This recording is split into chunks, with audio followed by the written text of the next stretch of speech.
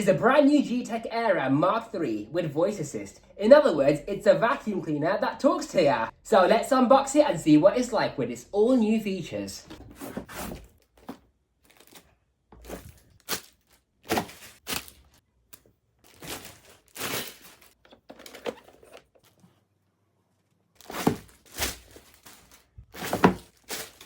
Let's see how well it works on this carpet.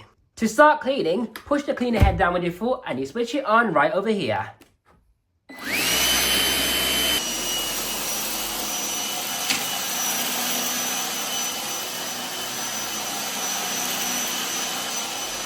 Right, so the filter has actually clogged itself, obviously, because it's not picking up as well as it should, especially on the left-hand side for some reason. So what we need to do is empty the bin. But before we do that, you have to press the power button for 3 seconds while it's on to automatically clean the filter.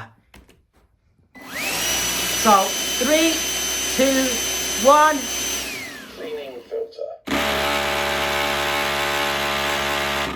So what that does is it will shake the dust and dirt off the filter into the bin. And then to empty the bin, you just lift up on the handle right over here. And then you push down on this metal thing right here, which is the lever. All the dirt should fall out. And there's a mechanism inside here to push all the dirt out. Give it a good shake. And then close the bin flap. Now looking at the pre-motor filter, let's see the condition of that. Okay, so you can see that the pre-motor filter has actually leaked a lot of fine dust. But as you can see, the filter is now pretty much clean because of the cleaning mechanism. So it does work. Now it should work a lot better. There's a device in here that spins and it pushes this up and down to vibrate the filter to shake all the dust off it.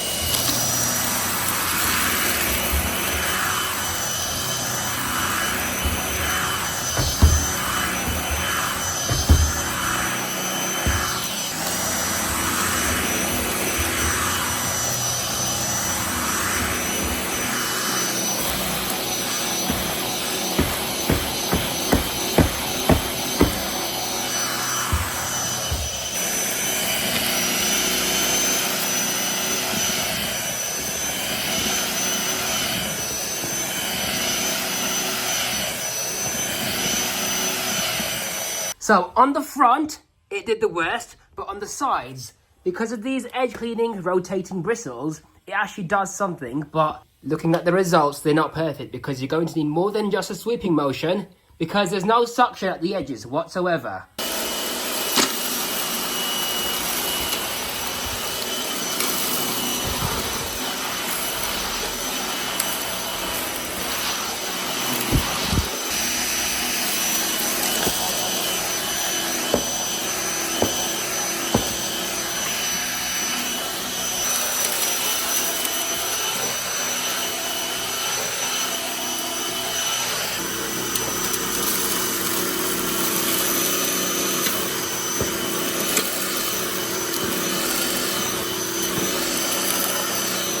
On hard flooring, it did okay.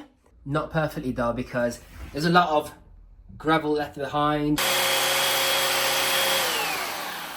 Now it's time to look at this machine in further detail. So here's a premium handle grip. It's got leather on it and on the carrying handle as well. The adjustable handle has about 6 or 7 settings. So you got 1, 2, 3, 4, 5, 6, 7. 7 height adjustment settings for the handle, which is very cool. And then you press this button right over here to compress the handle for storage. Here we have the main unit, the vacuum cleaner. Taking a look underneath the machine, this is how it works. The brush bar spins. You got 2 rows of very soft bristles, but these are proper spiral bristles with no gaps in between them. So you do get a full sweeping range. However, the bristles don't really reach up to the edges. That being said though, you've got these sweepers on the side, which are basically road sweeping bristles. And that's what you have for edge cleaning. So it will fling out any debris from the sides all the way up to the middle where the brush bar is. And then the brush bar can then vacuum away all the debris, which is very cool. As you can see, this machine has very premium printing on it. So you've got very nice bright headlights on the front. What I like about this machine is that they use a lot of metal on different parts of the machine, such as the power switch, which is made out of metal. This part of the chassis is also metal, which is brilliant. The end caps are metal, which is another fantastic feature. They've done this to increase durability of the machine. Now, this is the airlock design, so when you push the machine forward, this large debris channel opens up, allowing for large debris to be picked up. And when you pull the machine back, it closes up, allowing for the airflow to go inside the carpet where it matters. However, it's not going to really matter that much. It just acts like a wall because this machine doesn't really have that much airflow anyways. You've also got a rubber squeegee behind the brush roll to prevent any dust and debris being scattered behind the brush roll on hard flooring. When you press this button right over here, you can actually remove the brush roll for easy cleaning because despite being an anti-hair up machine, as you can see, there's still hair and threads and strings wrapped around the brush roll, which will need cleaning eventually. Now you've got this comb design behind the brush roll, which is designed to remove any hair from the brush roll as it spins. But as you can see, there's a lot of debris that gets stuck in the teeth of the comb, so that will need to be cleaned out because otherwise it will wear the bristles down even more.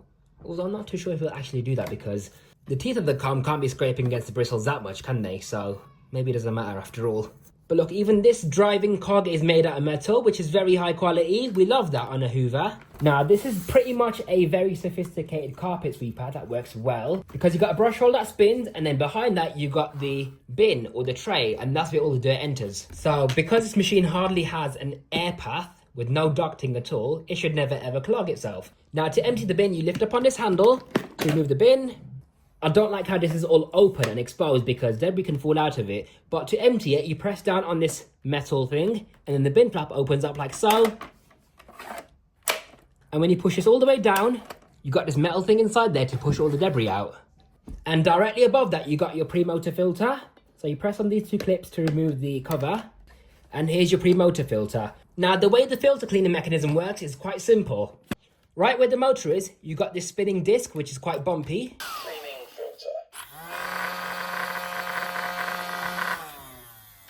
So when that spins, it spins against this plastic arm right over here, which then shakes the filter vigorously up and down to shake all the dust off of it. Now this machine has rubber coated wheels, which is brilliant. We like that, so it helps to protect hard flooring.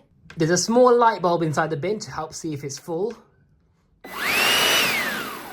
But then again, it doesn't really do much. It's more of a cool aesthetic rather than a useful feature because when this clear window gets dusty, you won't be able to see through it anyways. So the air path is very, very simple. You've got the brush roll right over here. Directly behind that, you've got the bin with the filter on the top. And then the exhaust air comes out of this side vent right over here, which, by the way, this is the only pre-motor filter inside the bin. There's no exhaust filter. And when you get anything jammed inside the brush roll, it automatically turns off and it lets you know that there's a blockage. Check blockages. The battery is also removable, so you can swap them out whenever you want to. And to charge the Hoover, you simply put it on this station right over here. The headlights illuminate to let you know that it's charging, and the lights will eventually turn off when it's fully charged. To conclude, I would rate the Gtech AirRam Mark III with voice assist about 35 out of 100. This is why. So starting off with the things I like about it, it's very lightweight and it's very portable. I like how it's a slim machine. It can reach under low furniture. It's got very nice headlights on it. It talks to you. It can pick up large debris, and it has very cool edge cleaning whiskers that spin around. It's got a self-cleaning filter. It's very easy to empty. It's got rubber coated wheels. All the weight is on the floor, so it's not heavy at all when you're using it. It's got a decent runtime. It's a very cool futuristic looking machine, and I like how a lot of the components are made out of metal. Now, the things I don't like about it are just a couple of things. So first of all, the lack of suction and airflow, because this thing actually spits out a lot of debris. So I don't think it cleans carpets that well. I mean, it's a great carpet sweeper, a very good one at that. And also the filtration isn't that great either. I mean, it has a very thin filter, which might be sealed, but it's still not good of a filter. And it blows dust out of the exhaust. Now, if it wasn't for the filtration, I would actually rate this machine about 80 out of 100. But because of the filtration that it has right now, it's going to have to be 35 out of 100, I'm afraid. So it could be better.